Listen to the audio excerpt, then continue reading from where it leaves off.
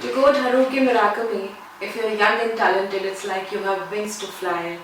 So friends, here I am to have a friendly tete with the most talented and the budding author of today, Mahi Goyal. And here Mahi is going to talk about her new book, her new novel that's called Real Illusion. So it's a conversation on Real Illusion by Mahi Goyal. Welcome Mahi. Thank you so much. And today I would like to introduce Mahi to our audience. And as you all know, she is just all of 18. And she is a student of English Honours at the Miranda House, Delhi University. And at the same time, Real Illusion is her very first novel, which is born out of a passion for writing. This love has already found its way with the story Remember the Lily, which was a part of an anthology of short stories, Internal Reflection, which was launched by Mr. William Dalrymple in the Taj Literature Festival 2013. And it was the book which was published by DPS Agra. Now, if I would like to tell you more about the multifaceted personality that Mahi possesses, she is not only a writer, but at the same time, she is a great singer also. She's done her Prabhakar, that's her 4th year in music. And to tell you more about her, that she is a great photographer as well. And she has bagged the prestigious Budding Photographer Award, which was awarded by the Taj Mahotsav Committee, and which is a cultural fiesta that's held every year at Agra. So Mahi, so many talents, and you're wearing so many hats, and we're so happy to have your first novel here with us. And I would now like you to talk a little bit about your novel and tell us what it is all about in your own words. Sure, thank you. And it's the story of a woman who is about 30 years old. Her marriage is in shambles and she is very discontent with life. She has lost the vigor in her life, and she somehow tries to find that joy inside her and reignite that fire inside her, so that she can be responsible for her own happiness by the end of it. Yeah, we can see that in the novel. Whilst I was reading, I could really see that the main protagonist, that is Emma, she's so much revitalized by the end of the novel, and she comes out really good. So, like, coming down to the next question, which has been really troubling me a lot, that how did Real Illusion creep into your sensitivity thus? I mean, were you able to build this plot? There was no conscious effort to write this particular story, but because I read a lot, because I used to read a lot and I still do, and that's why somehow this idea got stuck in my mind about this particular plot. And as you're a writer, you must know yourself and you gradually build it. Yeah, exactly. It's not that at once you get the whole idea. Absolutely, yes. You gradually keep on revisiting it, analyzing it, and adding more to it with time. So that happens gradually. So absolutely. And I'm sure you've done a wonderful job. I mean, it's totally amazing. By the time you finish the book, I mean, you're really freaked out. Now, there's one more thing, Mahi, which I was wanting to ask you, that you started this novel when you were just 14. I mean, you were just a little kid then. So how could you ever think and operate like a 30-year-old woman, which is your protagonist age in the novel, and it is actually amazing. So you've got to tell us about it. Like I said before, that there was actually no conscious effort from my side, that because the thing is that I had this character in mind.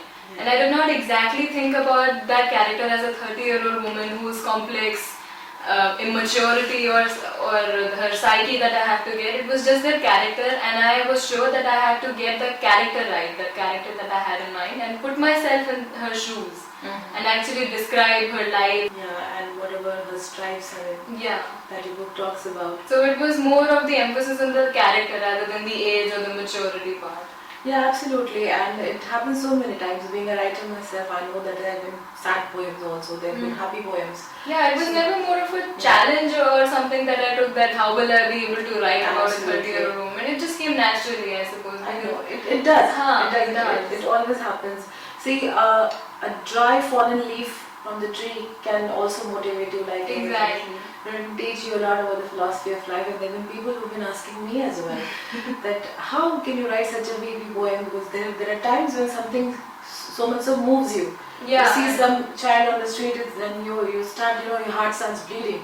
So actually, as you said, that there is actually no conscious effort. And that's also not necessary that the character has to be related to someone Absolutely. in your life or inspired from a particular person in your life. Because we, as writers, we take inspiration from the smallest things and make it into a bigger thing. Absolutely. In our own creative way. Yeah, you're absolutely right. And I think that's about a true writer with this little girl is all of 18, and my God, how the way she is operated, the way she's articulated in the book, it's a must read. So there's another thing, Mahi, which has been intriguing me a lot, that this book is replete with symbolism and lots of allegorical instances are there. So what do you have to say about it? Well, before you begin to answer this, I would like to quote certain symbolic instances, so to say, the characters. There you have talked about lighthouse in all its grandeur and glory, wherein you have birds chirping, all the scenic natural beauty is there. Then the dilapidated lighthouse, it's in shambles totally. Then there was this third instance of Emma waking up early in the morning when she wants to meditate. A lot of morning beauty is there, and she wants Effron also to come over and give her company. I think they were all very symbolic, because I think that was about Emma's inner self. What do you have to say about it? Do you agree? Yeah, I agree, and honestly speaking, I came to know about my novel more about the book itself because when I was writing it, I did not think about the allegorical instances, but thank you so much for pointing that out. No, it's there because see, there are certain things which just come to you so naturally, and they are so, you're totally inspired by certain things. Definitely. It just comes like that, and you don't even know. And it might happen that you're up at 2 o'clock in the night, and then you hear the raindrops falling, and you start writing something. Yeah, because some of those chapters I just wrote in one go, because you get in that flow. Absolutely. That period.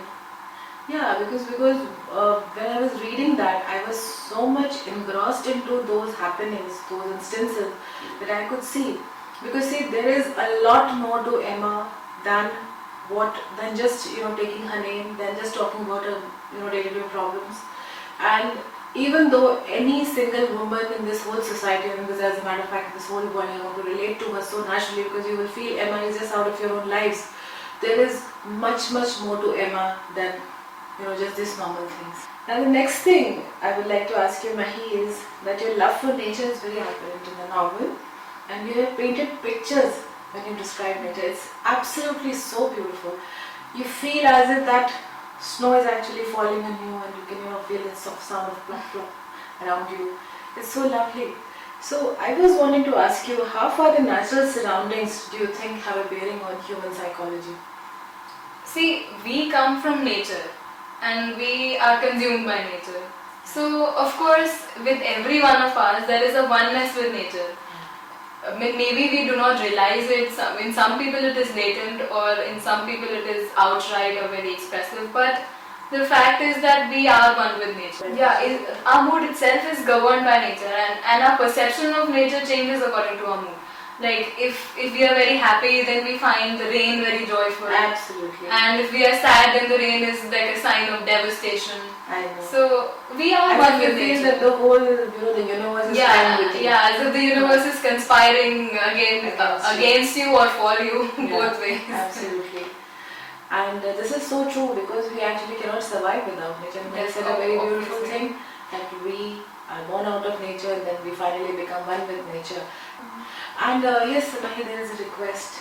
There's a lovely extract on nature that you've written. Would you just read it out to our audience for once? Sure. There's this short poem in the book. When I entered this unknown vicious world, you were my light, guiding me out of the murky, unlit world. The dark no longer scares me. At this moment, I feel infinite, illumined by a divine light. Wow, it's so wonderful. Thank you. It's so lovely. Yeah, this will make more sense once you again read the book, this whole poem. Absolutely, and I think this is, the point where the main protagonist, that is Emma, she really discovers herself truly. And this is a moment of realization, or that self-discovery. I know, and she feels so illuminated. And there is one more important aspect in your novel that I would definitely ask you, that it's truly spiritual, yeah, with deep philosophical inclinations. So, how were you inspired so? You were so young, right? You just turned 18 and you started this novel when you was 14-year-old. So, how could this spirituality and this all philosophy crept into your mind and then thereby into a novel? See, I cannot take any credit for that because that is truly God's blessings. And I call myself as a blessed child. I've received all these blessings from God. And apart from that, the environment at your home, that influences you a lot. Because I am very blessed and lucky to have an environment like that, because my mother is a very deeply spiritual person. So somehow that, her influence also subconsciously or consciously affected my mind, and that's how I got this philosophical bent, so to say. And yeah, that is the only reason. And that actually materialized in the form of this novel. And Mahi is so right in saying that in the proper upbringing and how the child finally becomes the personality has, a lot of the parental support and the environment and how the parents are. It has a lot of bearing on a child's personality that finally comes up. And I must say you are a gifted child and who's been actually very blessed to be a part of this environment. And I really wish that God showers all His blessings on you always. Thank you. And you keep replenishing this literary world like this. So now coming down to my next very favorite question, I would like to ask you, who's your favorite character in Real Illusion as an author? See, as an author, that's a difficult question to I answer know, because it you cannot be partial towards your own characters. But okay. I think as an author, I would pick Emma because she is a character that actually undergoes a lot of growth. Because what she was at the beginning and what she was at the end. So that there's a drastic change in her personality, overall personality or persona. So as an author, I mean, it's an achievement to get that right. I mean, I don't know if I got it, but it's a pleasure to write such a character. Absolutely. And because if I look from an outsider's perspective as a reader, then I think I would pick Effron. Yeah, mine too. Yeah, I think most people would. Absolutely, you would fall head over heels for Effron. Why not? He's a complete package. Why not? Absolutely. And at the same time, he's very good looking also. Yes. So I think you have done total justice to your characters. Very well edged out characters as Emma is, and as Mahi said, that for an author, the character who actually develops and grows at the end is absolutely the author's favorite. But all of the characters are absolutely lovely, fantastically done by you. Thank you. And definitely Emma is the central character around which the whole story is woven. So now the next thing, this is another my favorite question. Why the title Real Illusion? Real and illusion at the same time. They're so contradictory. It's an oxymoron, Real Illusion. But once you read the book, then you will see that it actually makes sense, because the real and the illusion, they converge and they make a different realm altogether.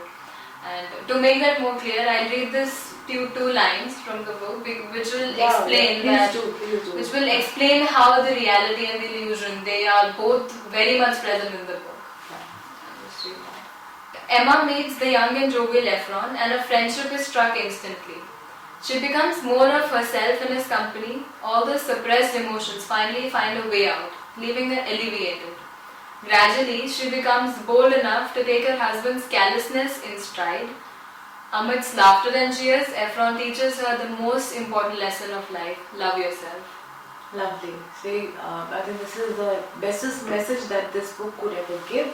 Love yourself.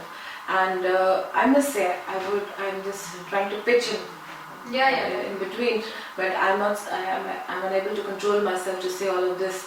That when you talk about real illusion and you talk about love yourself, I think it is the time when everything else stood very illusory for Emma. Exactly. And this is the point when she was actually coming together, coming in terms with reality, or Absolutely.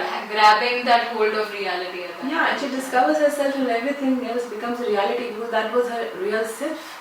Exactly. So whatever we are talking about here, I think it's really intriguing you all a lot. To do get Hopefully. Yeah, it is. I mean, it happened with me also because when I was talking to you earlier before I read your book, there were so many instances. So I was really wanting to grab this book and read it like anything, and I finished it in one night, believe me. And so, Mahi, thank you very much for this Thank lovely you. conversation. I don't want it to end, but since the time constraint is there. And before I sign off, I would like to quote Leo Buscaglia. He says that your talent is God's gift, and what you do with it is a gift back to God. And definitely Mahi has done wonders with this talent. She's a gifted child, and I think she has given back, I mean, 100 million times more than what she got. Thank you very much, Mahi. Thank you for this conversation, and wish you all the very best for your future. Thank you so much. Bye bye.